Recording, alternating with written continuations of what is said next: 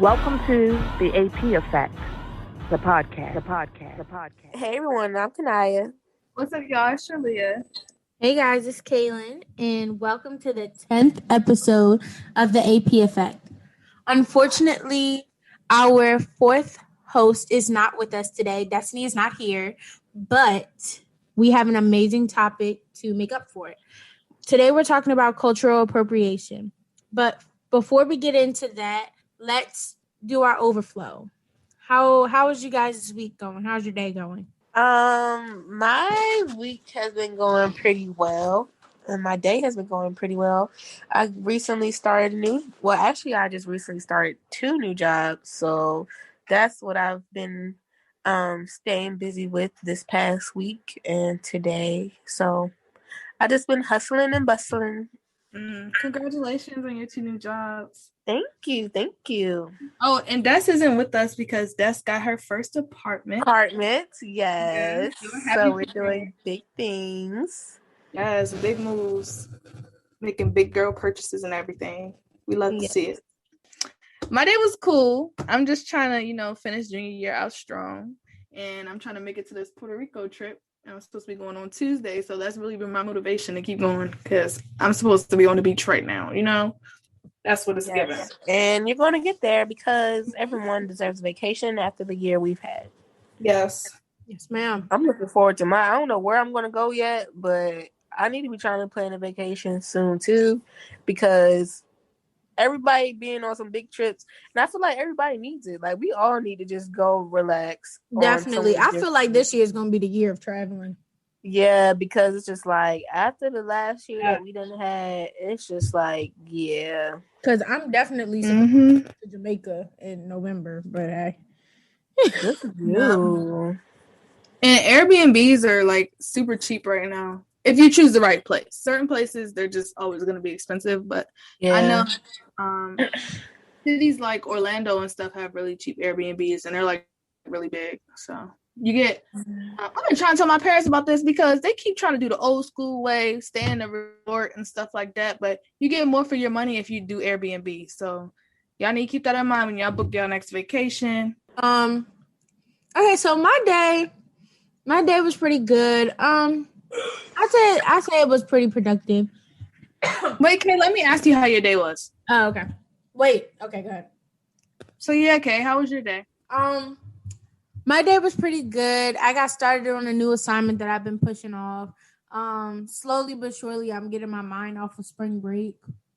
I think it's because like my area wasn't organized, so I'm kind of like working on that, getting my area together so I can get back into the mode of like, hey, you're still in school, get this stuff done.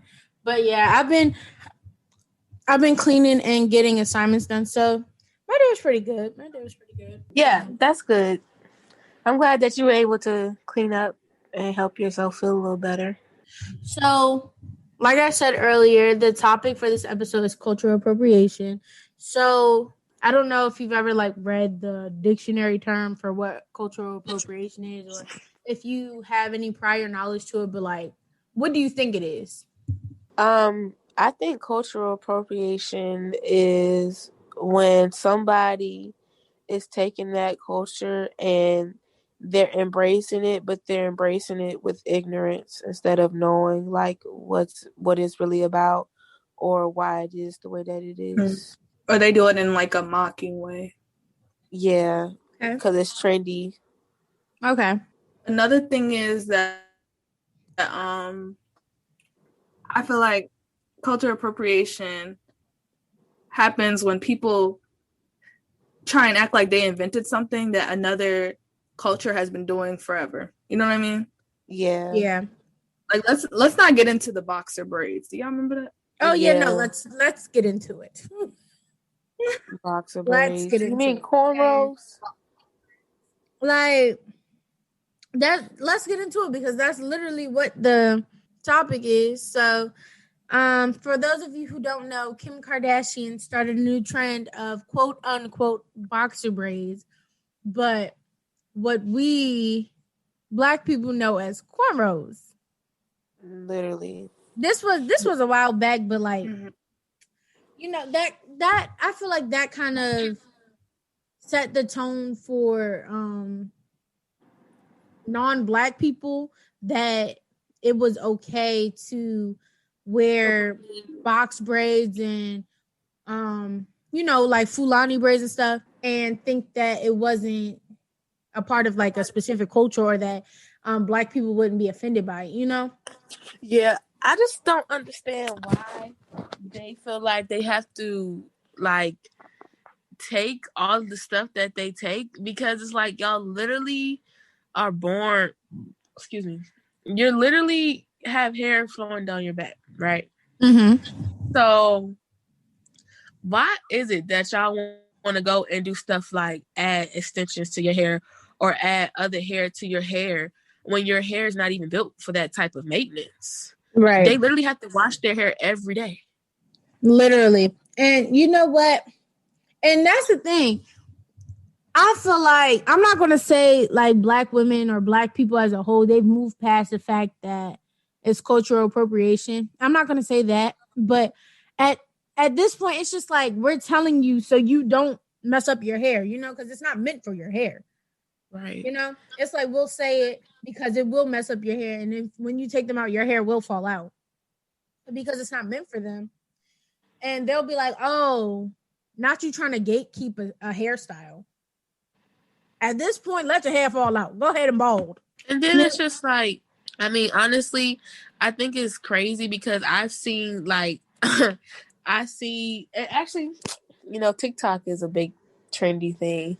And it was this girl on TikTok that has recently went viral for doing the Farrah Fawcett. And for those that don't know what that is, the hairstyle is basically when you do big jumbo rollers in your hair, or you have big jumbo curls in your hair. And you know, it's a lot of body still in your hair, but it's just a very flowy, free looking hairstyle. And this girl got viral. She went viral off of it, of course. And I seen black women on Twitter, you know, going and doing the same hairstyle. And I think it's funny, and I applaud them for that, because just like, this is what y'all do on an everyday basis. And then y'all literally have the capability to do these nice hairstyles that fit you. Why not? Why do you feel like you have to go lock your hair? Or why do you feel like you have to go get these Fulani braids or anything to be a part of the trend when you can literally y'all already have trends? It's like white people have literally forgot about their own trends. Literally. And I think that the biggest problem for me, or like the biggest concern, is that when these other, like, for instance, let's use Kim K. When she goes out and she does these cornrows, or even one time like she did bantu knots and stuff, like when she does that kind of stuff, when black women wear it, it's considered, you know, it's ghetto, it's unprofessional, it's this, it's ugly, this, that, and the third. But when an influencer, like, I just wanted to say something quick on that last thing you said. Like the girl you're talking about, I follow her on TikTok. I love her hair. I love watching her do her hair, stuff like that, you know? Mm-hmm. And it's just like, you're right. They really forget that they had things going on that they could really just pick back up. Yeah. It's like y'all have some things that fit y'all. Like, you guys have the certain things that fit you. Do that. Like, there's no point of appropriating. And there's a difference between appreciating somebody's culture and then just plain old stealing it and trying to make it your own. Like, there's a difference between that. But one thing I do want to say is other races and other ethnicities and stuff, they can appropriate culture too. It's not just white people. Because black people do it too. Black people do it too, and they think just because they're black, they can get away with it. Just to let you know, this is a black woman saying this. Right. Just in case you don't know. So, back when it was a trend, I didn't really see what was wrong with it. But now that I'm like more educated and, you know, I kind of pay more attention, it's just like, oh yeah, no, that's not good. Like, you know how a couple years ago, even I think still now, girls, they'll do like a top knot bun and then they'll put like the chopsticks in their hair. Yeah. That I'd say that's cultural appropriation because I watched this video and it was like, I mean, they were like Chinese or Asian people, they don't really do that, but they do have hair sticks. I think that's what they're called, where they wear them for certain occasions. And if you're not wearing them properly, then it's being appropriated. Or like their dresses that they wear for special occasions and stuff like that, or their robes, whatever. All of that stuff is appropriated and it's normalized. And whenever they speak out about it, it's problematic. And I don't understand why. Because once Black people speak out about cultural appropriation, it's like, oh, okay, yeah, let's respect it. Or most of the time is that.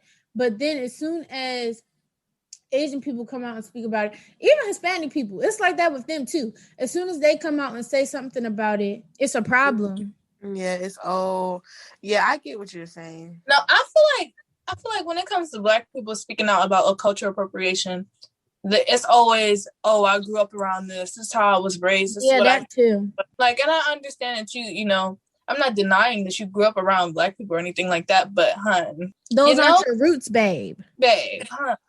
I'm not giving anything that's gave. Yeah, but like, do you know what I mean? Like whenever it seems like whenever another race or ethnicity other than Black speaks out about cultural appropriation, it's a problem. Like Indian people or Indian people, their culture is beautiful. Their culture is beautiful. The way they dress is beautiful. The way they do their makeup, their piercings, like it's all beautiful. But people don't take the time to educate themselves on that culture before they appropriate it or before they quote unquote appreciate it. Most of the time, the cultural appropriation comes from trends. Yeah, it does, because like even with like getting your body done and stuff, like, you know, Black women are known for like having curves and stuff, and I feel like when it's celebrities getting their body done and stuff, it's kind of like you want every part of a Black woman except for our skin. You know what I mean? Yeah. Mm-hmm. And or they want the skin, but they don't want the struggle that comes with it. Yeah. So I just want to take things back to when we were talking about Kim Kardashian. And something that really concerns me is the fact that like when these influencers, they do stuff like this and it's considered like it's the beauty standard, like that's hot, you know, that's it. But when Black women or women of any other, like, you know, minority or anything like that, like when they've been doing it for centuries, it's considered like ugly or unprofessional. And it's to see, you know? Yeah. It's like at first they mock us for doing it and then they steal it. Like on us, it's like unattractive, it's ghetto, it's unprofessional, it's unappealing. And then they take that same thing and then they do it, and now all of a sudden it's brand new and it's this beautiful thing. And I think it's bullcrap. And then like even with Asian culture and like the kimono and the top knots and the stuff like that, I feel like every culture has too much culture of its own for people to be disrespectfully like doing things like they do, in my opinion. Like when it comes to Hispanic people and like that culture and like, you know, the gang life culture and in like LA, Texas, or etc., it's just like it's like even that's appropriated too, like the whole chola thing or whatever, or cholo situation. It's like all of it is somehow, some way, form, or fashion. It's seen somewhere else that it shouldn't be, if that makes sense. It does. And then I think that the biggest problem is that, okay, so America, I think that the biggest problem comes from just like a lot of us that live in the United States, like we don't have any contact with like our roots, because for some of us it's been erased, or like you don't know, like your family never continued on like the traditions and stuff. So when it comes to culture, you see these things and it's kind of like you want to be a part of it. But really, if we were still all like connected to our roots, then we will be able to be a part of some culture. You know what I mean? Mm-hmm. But I think that it's a disconnect between us and like our grandparents, our parents, our ancestors. Like, it's just a disconnect. So like we feel like we have no culture in a way, because we all came here from somewhere else. So it's kind of like all of us just hopping on to like the next big trend, the next big thing. And if we were to all, seek out the history of ourselves and our, like our bloodline and where we came from, what is our history, and embrace it, then we wouldn't be here. You know what I mean? Yeah. We wouldn't be about appropriation. But people love to say that America is a big melting pot of like races, ethnicities, cultures, and stuff. But it's just like, yeah, you're right in the sense of like it's all here, considering there are a bunch of different people. The diversity in America is very, big, but nobody's taking the time to educate themselves on that culture.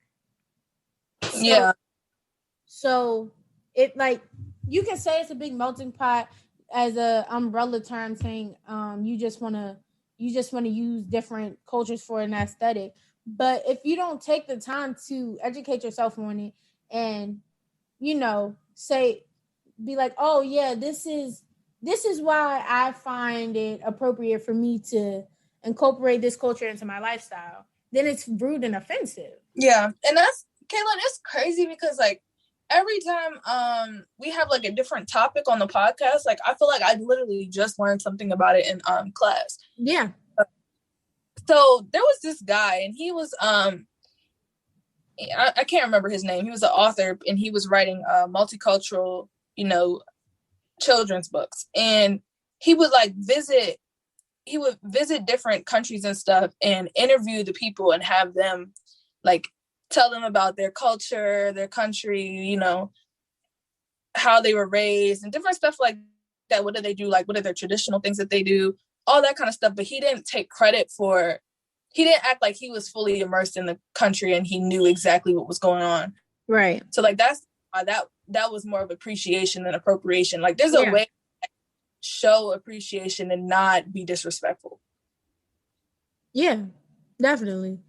Like, because a big misinterpretation, or I'm not even going to say it's a misinterpretation, but like a big thing that I noticed, like people when people try to incorporate a culture into their lifestyle, they also incorporate stereotypes that come with it, if that makes sense. Okay. They'll incorporate these stereotypes, and it's just like, okay, that's rude. And that's another thing that makes it appropriation instead of appreciation. Like, what's another thing? Okay, so Katy Perry, she's done cultural appropriation enough times towards where it's just like, okay, I think you know what you're doing, like she's done Egyptian culture, Asian culture. I'm not sure what Asian culture specifically, but she dressed up in like some type of Asian attire, and whichever one where they like put the white on their skin to make themselves like paler, and then they do their makeup, and then they what I'm talking about. Mm-hmm. She dressed like that and used it for a music video. Kanai, you wanted to say something on Gwen Stefani? Yeah, I feel like Gwen Stefani really got away with appropriating a lot of cultures, because even though she makes some bops, like she really did, but it's this one specific video that I remember her making where she appropriated Cholo culture and the gang life in Hispanic in Hispanic household or in Hispanic homes and neighborhoods. And the whole video, that's what she was doing. Like, she went and got her nails done and got the big jewels. Like, even with that inside itself, I feel like personally that's even appropriating Black culture, because you have to take hip hop influences to do those type of things. You know what I'm saying? And Black people created hip hop. That's no if and buts or about it. So it's just like, even that in itself is cultural appropriation. And I feel like most of the but back to Gwen. But hold on. Can we just piggyback on one thing that you just said? What? When it comes to music, oh my gosh, I didn't even think about this till just now. When it comes to music and cultural appropriation, it's crazy, because when you think about country, when you think about rock and roll, when you think about jazz music, at one point, all those things were just by Black people. It was something that Black people made. And then it's like, after a couple years, white people started, getting into it, and then they kind of took it over. Like jazz, you learn about jazz and stuff in like the Harlem Renaissance and like the 19th. Jazz is not. You think jazz is taken over by white people? Now it is. Oh, yeah. I don't agree. I don't agree, because and maybe it's just not me, because I'm not really engulfed into other people's cultures like I am with my own.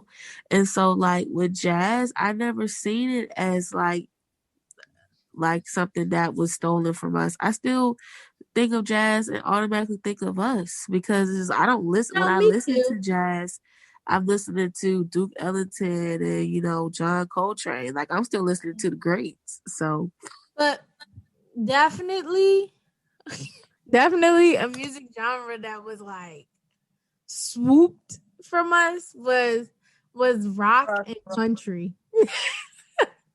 Rock and roll. Rock and country were definitely two genres that was just, oh nope, gotcha. Yeah. Because Elvis. Yep. Elvis. Because majority of music genres stem from Black people. Yeah, it does. Even down to I don't even know if this would be cultural appropriation, but have you ever listened to Shalia? You like K-pop to an extent, or do you like it? Yeah, that's cool. So K-pop artists, so I was just on YouTube watching random videos, and then this old music video, Corbin Blue, popped up, and I listened to it. I was like, oh yeah, that's quite a bop, But then I looked through the comments just to see what everybody else is saying, and they're like, oh my God, all I can think about is this one K-pop group. And I'm like, why? And then I go listen to whatever song they're talking about. It's literally the same song, but in Korean. Same beat, same concept. Same cadence. Not sure if it's the same words, but you know what I mean? Yeah. I think that sometimes we can be so creative that it's like, okay, we're just so quick to be on to the next new thing. So hip hop was created in the 80s, really started flourishing in the 90s. But when you think about how much hip hop has changed from the 80s till now, it's just completely different. We can be so quick to be on to the next new thing and stuff, which it's a blessing and a curse, because when we're on to the next new thing, I feel like people appropriate it and then take it over, Yes. Yeah. So we never know. This may be a stretch, but I think that maybe in a couple years, hip hop may be all white people. You never know. I don't think so, babe. I highly doubt that. But you never know. But that's true. I mean, honestly, I feel like they're trying. I feel like already now they're trying to push the narrative of mixed people, as that's what Black is and I already feel like they're trying to push that narrative. But I don't feel like hip hop now. The one thing that they do have control over is those record labels, of course. But when it comes to actual hip hop, I don't think hip hop ever. It's you can appropriate all day, you can duplicate it all day, but you can never. I don't think it can ever be taken over by another culture. Because sorry, But white artists, I don't think they could ever compare to black artists because we have a I think we have a different sound to us. I think we have a different passion, different struggle, different story. So it's always gonna be two different lanes there. Yep. It will always be two different lanes there. Like they can have their lane of their hip hop, but we will always have ours, if that makes sense. It does. The next question is, how has cultural appropriation affected us as a whole? And by us, I mean like people of color, period, black people, the whole shebang. Mm-hmm. So, in my opinion, or from my experience, I'd say, like it's from what I think it's watering down cultures. Cause like, what they say, like culture runs deep, roots run deep, and I feel like with people taking your culture without educating themselves on it and actually appreciating it, it definitely waters it down. It definitely takes away the meaning of whatever it is that they're doing. Like, like for example, black women, our hair is everything, Yeah. So if we get our hair done and we go into the workplace and it's considered ghetto, but a white girl does the same thing, right? And it's considered trendy. It's like, where's the correlation? Right. It's just not given that. So, and it's like, how are you going to call my hair ghetto, but you don't even know the background of it. Right.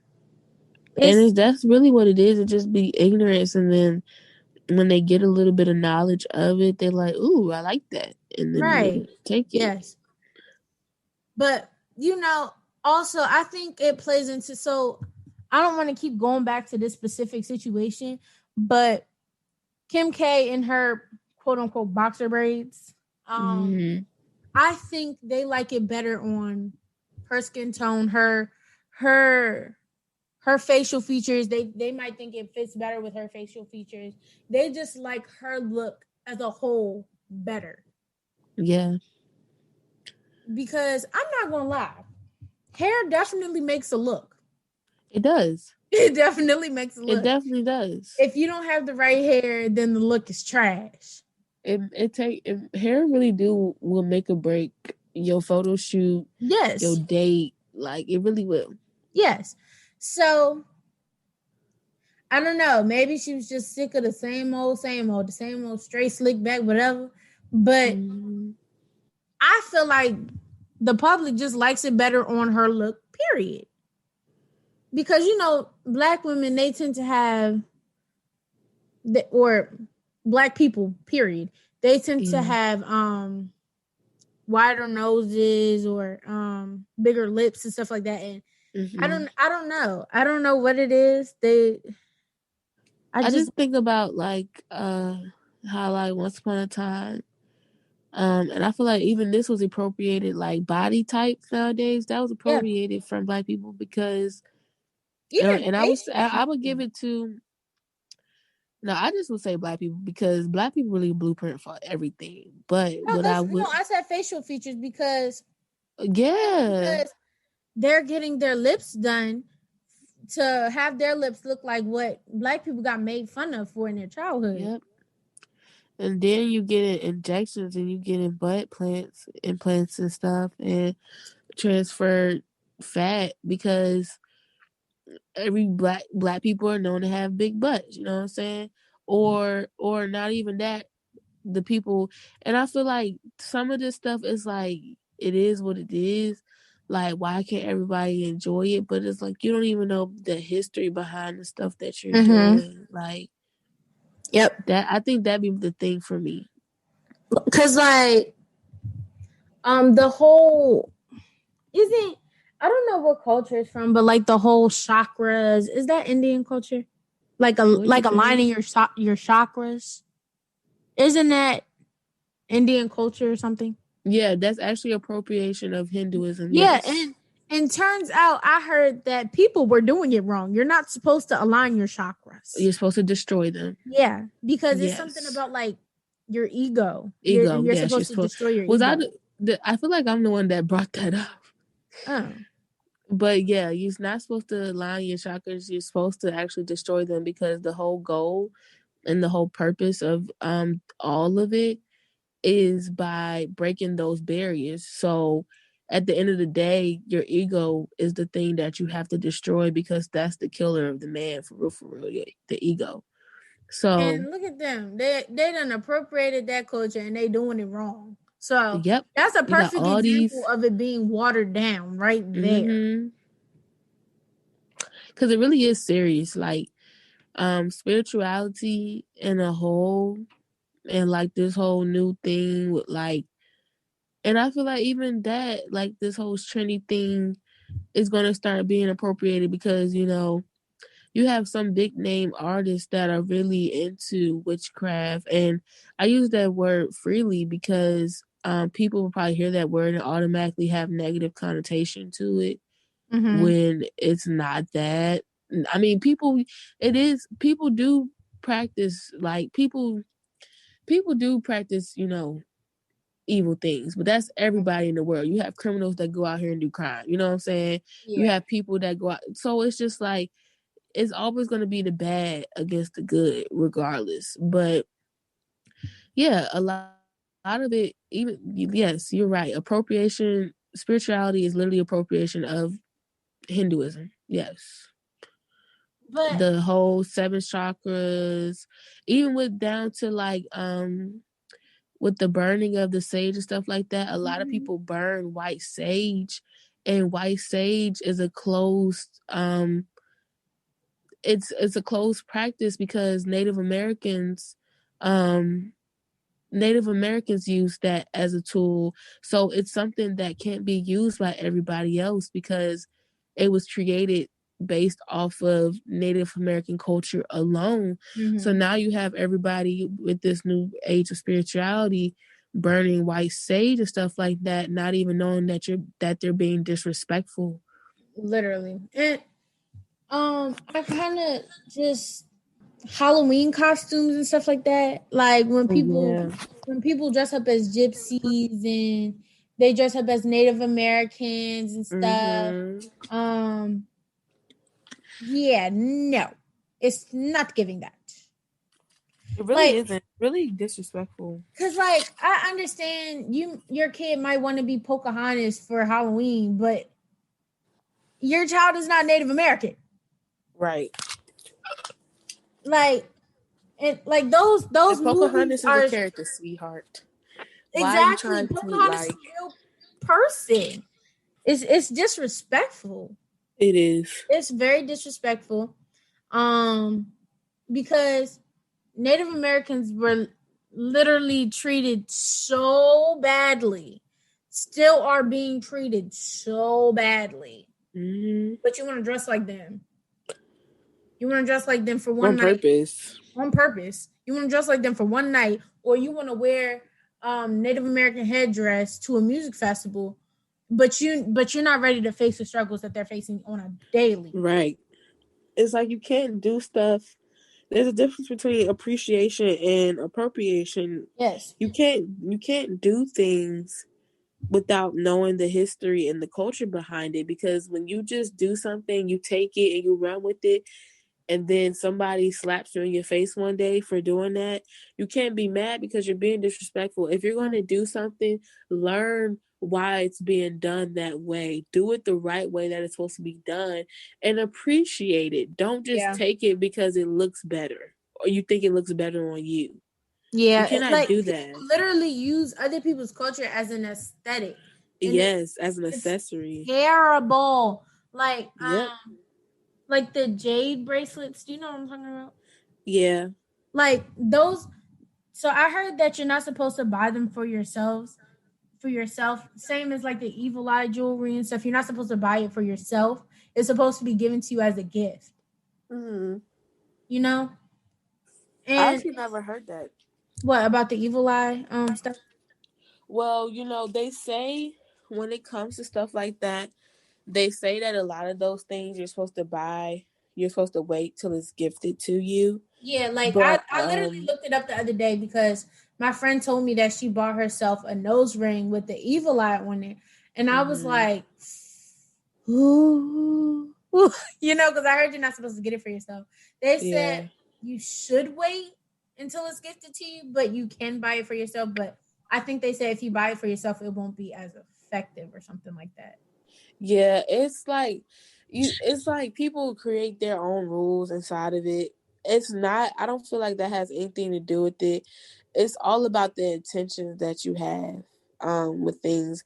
When you buy items, whether it's evil eye jewelry and I feel like even with the evil eye, people are just grabbing it and not even knowing the real message behind it. Yes, it has. The evil eye has become a trend, and people don't realize that it's something to ward off negativity. Yes, but the evil eye is reflection. The evil eye is based off of reflection. So basically, you're putting back onto somebody what they're giving to you. That's what it is. And so people are out here, you know, just grabbing it and thinking like, oh, you know, I go team positive and, you know, I'm good energy and I'm protecting myself from bad energy and all this other things, when it's just like, baby, that's not how it works at all. Like, it don't work that way. And a lot of people are going to end up getting hurt with this stuff because nobody is taking the time to educate them, and TikTok is really a big influence on it, and people really listen to TikTok a lot. So yeah. Okay, so last question. How can we show appreciation without appropriating? I would say just understanding that some things are for the people that are a part of that culture and some things just aren't. And understanding boundaries and understanding, like, I want to say, like, understanding boundaries and understanding, like, I don't know. Just basically, yeah. I don't know. Yeah, no, you're right. Another thing is my main thing is educate yourself. Educate yourself on what it is, why you want to do it. You know, and stuff like that. And also, like you said, basically just being okay that with that also, like you said, just being okay with the fact that it's not for everyone. It's not for you. Because, like, I'm going to say it like this. It's like the N-word. A whole bunch of people want to say it simply because they know they can't. We tell them not to. We tell them not to, and that's why they want to say it even more. And just, honestly, just find a way to be respectful. Figure out what's disrespectful to them and how you can work on being respectful. Because when I was studying abroad in Costa Rica, right, they it's certain, like, customs and certain things that they have that you need to educate yourself on before you go, like, immerse yourself in a different culture, because certain things that we may see as disrespectful certain things that we see as, like, just fine are disrespectful to them, you know? Like, for instance, some, like, when you eat, like, let's say you go over to one of your friends' house and one of your friends are, you know, of a different culture, their parents are, you know, they're foreign, they're from a different country and stuff, right? When you go over their house, when you're eating food with them, they may want you to clean the plate because that means that you're not hungry anymore and you ate all your food. But some people want to see a little bit of food left on the plate so that they know that, you know, you're full, you know? So it's just different for different countries, and you really have to see how you can be respectful and see where you're overstepping and just pay attention to those boundaries because it's different for every place that you go. And if you want something new to add to your lifestyle that bad, make something up. Make it up. Start something new. That's my thing. Closing out with an amazing quote by Amanda Stenberg. But here's the thing. Appropriation occurs when a style leads to racist generalizations or stereotypes where it's originated, but is deemed as high fashion, cool, or funny when the privileged take it for themselves. Appropriation occurs when the appropriator is not aware of the deep significance of the culture they are partaking in. And that's it for today, folks. All right. Bye, guys. See you guys on the Make next sure episode. to tune in next Friday at 12 p.m. on Spreaker and YouTube. Have a nice weekend. And we are The AP Effect. Yeah. See y'all in the next episode.